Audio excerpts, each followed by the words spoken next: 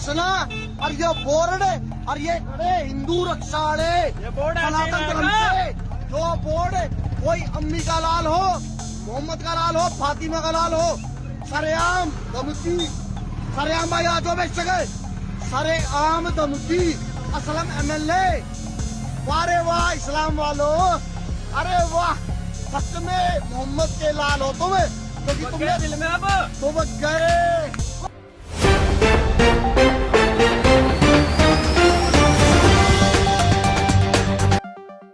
पल न्यूज़ के prime time में आप सबका खैर मकदम है और मैं हूं आपके साथ नदीम अकरम। कल जब से मुसलमानों का सर धड़ से अलग करने का वीडियो सामने आया है, तब से लेकर के अब तक उन तथ्यों को, उन पॉइंट्स को खंगालने की कोशिश कर रहा हूं जो लगातार मुस्लिम समुदाय के लिए, इन नफरती लोगों के दिलों में एक दूसरे समुदाय के लिए जहर भरा जा रहा है। इसके पीछे वो कौन लोग हैं जो इसके मास्टरमाइंड हैं और क्यों उन्हें सरकारी सुरक्षा मिली हुई है और क्यों अभी तक पुलिस उनके कॉलर तक नहीं पहुंच पाई है, इन सब चीज़ों को जानने की कोशिश कर रहा हूं। क्योंकि कल डासना से जिस तरह का वीडियो सामने आया वो बहुत कुछ बयां करता है और ये बयां करता है कि किस तरीके से सांप्रदायिक माहौल लगातार बिगाड़ने की कोशिश की जा रही है। और मुझे शर्म आती है वो वीडियो देख करके जब एक महिला नेत्री के लिए अपमानजनक शब्दों का इस्तेमाल किया गया। उन शब्दों का इस्तेमाल मैं नहीं कर सकता क्योंकि हमारे घर में भी माँ बहन बेटी है और मैं सोचने पर मजबूर हो गया कि आखिरकार जब वो वीडियो सोशल मीडिया पर वायरल हुआ होगा और जब उन्हीं की घर की माँ बहनों ने इस वीडियो को देखा होगा तो वो बहन अपने भाई के बारे में किस तरीके से सोच रही होगी, वो माँ अपने बेटे के लिए किस तरीके से सोच रही होगी। क्या यही है भारतीय जनता पार्टी का महिला को सम्मान, जो लगातार नफरती लोगों द्वारा दूसरी की बहन बेटियों को गाली दिलवाने का काम लगातार करवा रही हैं? क्योंकि डासना के वीडियो ने कल बहुत कुछ बयां कर दिया और इनके सरगना कौन है, इनके सरगना तक क्यों पुलिस नहीं पहुंच पा रही है, इसके पीछे सोचने की जरूरत है कि आखिरकार इनको सरकारी सुरक्षा क्यों मिली हुई है और आखिरकार ऐसी क्या वजह है जो लगातार नफरत भरे वीडियो मुस्लिम समुदाय के खिलाफ फैलाए जा रहे हैं और फिर भी इन्हें पकड़ा नहीं जा रहा है।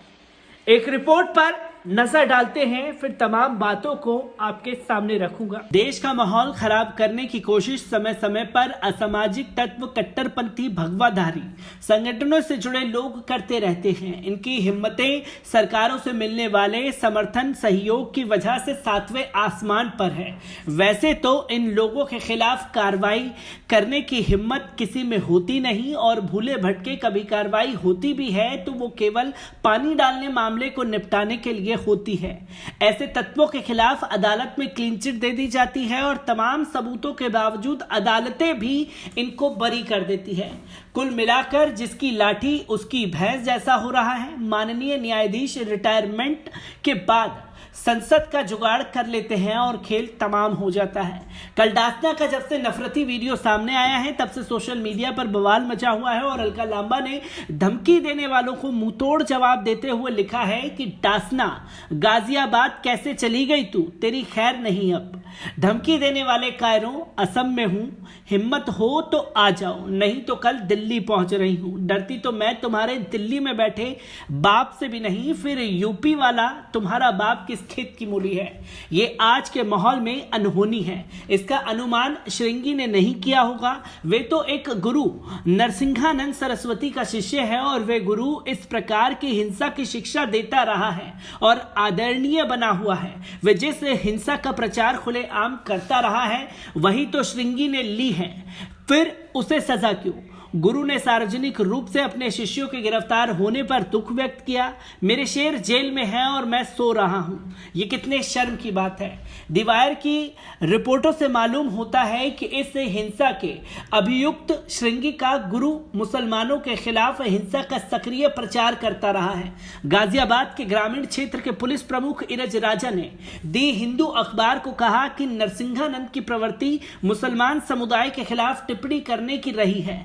अधिक सही कहना यह होता कि नरसिंहानंद की प्रवृत्ति मुसलमानों के खिलाफ हिंसा का उकसावा देने के लिए रही है, लेकिन अधिकारी ने अपने पद के अनुसार संयमित भाषा का प्रयोग किया। उसी तरह श्रृंगी के बारे में यह कहा कि वे स्नातक है और लगता है कि रेडिकलाइज हो गया है। उन्होंने यह भी कहा कि मंदिर के पुजारी नरसिंहानंद के इस आरोप को साबित करने के लिए कोई सबूत नहीं पाया गया कि आसिफ ने मंदिर में थूका था या पेशाब किया था, लेकिन जो आज कोई पुलिस अधिकारी नहीं कहता वे इरज राजा ने कही कि अगर यह आरोप सच होता तो भी उस लड़के को पीटने का कोई अधिकार किसी को नहीं था। राजा जैसे अधिकारी का नेतृत्व हो तो आरंभिक स्तर के पुलिस अधिकारी भी कानून का पालन करते हैं और उस तरह मानवता का भी। टेलीग्राफ की रिपोर्ट के अनुसार आसिफ के पिता ने बताया कि जब जख्मी आसिफ को दो पुलिस वालों ने देखा तो उसकी मरहम पट्टी करवाई और उसके घाव का प्राथमिक उपचार किया। फिर अगली सुबह आसिफ के घर पुलिस आई। पुलिस अधिकारियों के पास हिंसा का वीडियो था। लड़के के पिता का नाम और नंबर लेकर वे चले गए और फिर रात लौटे। लड़के और पिता को थाने ले गए, लड़के का बयान लिया, उसकी डॉक्टरी जांच करवाई, उन्हें दवा दी और वापस घर बुलाया। हिंसा में लिप्त दोनों व्यक्ति इसके बाद गिरफ्तार किए गए। यही स्वाभाविक है कि यही होना चाहिए था, लेकिन आज के भारत और खासकर उत्तर प्रदेश में ये अस्वाभाविक है। लेकिन इस घटना से यही मालूम होता है कि ये किया जा सकता है। पुलिस कानून के मुताबिक काम कर सकती है। जो हिंसा का निशाना बनाया गया है पुलिस उसके साथ खड़ी हो सकती है। जिसे हिंसा कि उसे खोजकर उसके साथ इंसाफ की प्रक्रिया शुरू कर सकती है। इरज राजा ने कहा कि इस हिंसा में नरसिंहानंद की सीधी संलिप्तता का प्रमाण नहीं मिला है। अगर लड़के का परिवार शिकायत करे, अभियुक्तों में उसका नाम भी शामिल किया जा सकता है। लड़के के मकान पर उसकी सुरक्षा के लिए पुलिस तैनात की गई है। यह सब कुछ जैसा हमने कहा अनहोनी लगता है, हालांकि ये ठीक ऐसे ही होना चाहिए। शुरू में हमने इंसानियत के बचे रहने पर उम्मीद जताई थी। वे इंसानियत कानून या संविधान के बोध के जीवित और सक्रिय रहने पर निर्भर होता है, जो गाजियाबाद ग्रामीण क्षेत्र के प्राथमिक और उच्च पुलिस अधिकारियों ने किया। अगर वे पिछले वर्ष दिल्ली पुलिस करती तो शायद डासना के मंदिर में श्रृंगी को यह हिंसा करने की हिम्मत ना होती, क्योंकि उसका गुरु मुसलमानों के खिलाफ हिंसा को भड़कावा देने और नफरत का प्रचार करने के कारण कानून कोप झेल रहा होता। पिछले वर्ष जो दिल्ली में हिंसा हुई उसके पीछे के हिंसा के प्रचारकों पर अगर दिल्ली पुलिस कानून लागू करती तो आसिफ पर यह हिंसा करने की हिम्मत श्रृंगी को ना होती, लेकिन दिल्ली पुलिस ने हिंसा के प्रचार को मन बहलाव बात करने की एक शैली आदि कहकर टाल दिया और जो आसिफ की तरह हिंसा के शिकार हुए उन पर ही हिंसा का आरोप लगा दिया। श्रृंगी ने सोच समझकर हिंसा की, क्योंकि इस हिंसा को पिछले कई वर्षों से नरसिंहानंद जैसे जाने कितने राजनेता अनिवार्य ठहरा रहे हैं और उसे पुलिस गैरकानूनी नहीं मान रही है। श्रृंगी जैसे युवकों का रेडिकलाइजेशन रोका जा सकता है अगर उसके स्रोत को बंद किया जाए। वे स्रोत सिर्फ नरसिंहानंद नहीं है। क्या इस हिंसा के बाद शुरू हुई इंसाफ की प्रक्रिया जारी रह पाएगी और भारत में इंसाफ की प्रक्रिया के मालिकों और मानवता में जो विसंगतता पैदा हो गई है वे दूर हो पाएगी? इस सवाल का जवाब इस पर निर्भर है कि हमने से कितने लोगों में इरज राजा और उसके सहकर्मी जैसी साफ निगाह है। ब्यूरो रिपोर्ट, पल पल न्यूज। तो दोस्तों, आपने देखा कि जिस तरह से श्रृंगी यादव ने आसिफ के ऊपर हमला किया, उसे बुरी तरीके से मारा पीटा गया, फिर एक दिन बाद ही पुलिस ने उसे छोड़ दिया और उसके गुरु, जिसे श्रृंगी यादव अपना गुरु कहता है, नरसिंहानंद लगातार मुसलमानों के खिलाफ दुष्प्रचार कर रहा है। इस्लाम और मुसलमानों के खिलाफ देश में जहर घुल रहा है उसके ऊपर अभी तक शिकंजा क्यों नहीं कसा गया है? क्योंकि उसी मंदिर के सामने खड़े होकर के कल ये नफरत भरा वीडियो सामने आया, जहां साफ तौर पर यह कहा गया कि अगर जालीदार दाढ़ीदार टोपी वालों बस की है, दम है, कोई भी हो, आप टासना आकर के दिखाओ, हम सिर कलम नहीं करते, हम सिर को धड़ से अलग करते हैं। सोचिए कि अगर ये मुस्लिम समुदाय की तरफ से बयान दिया गया होता तो अब तक उसे आतंकवादी तालिबानी करार दे दिया होता, और गोदी मीडिया बार बार इस चीज को दिखाता हुआ प्रचार प्रसार करता कि देखिए मुस्लिम समुदाय के लोग तो इसी तरीके से नफरत फैला रहे हैं, हिंसक हो उठे हैं। पर गोदी मीडिया पूरी तरीके से खामोश बैठा रहा, और अब ना तो इन्हें आतंकवाद का नाम दिया जा रहा है और ना ही इसे तालिबानी का नाम दिया जा रहा है, क्योंकि यहां साफ तौर पर बात की जा रही है सिर कलम करने की नहीं, सिर को धड़ से अलग करने की।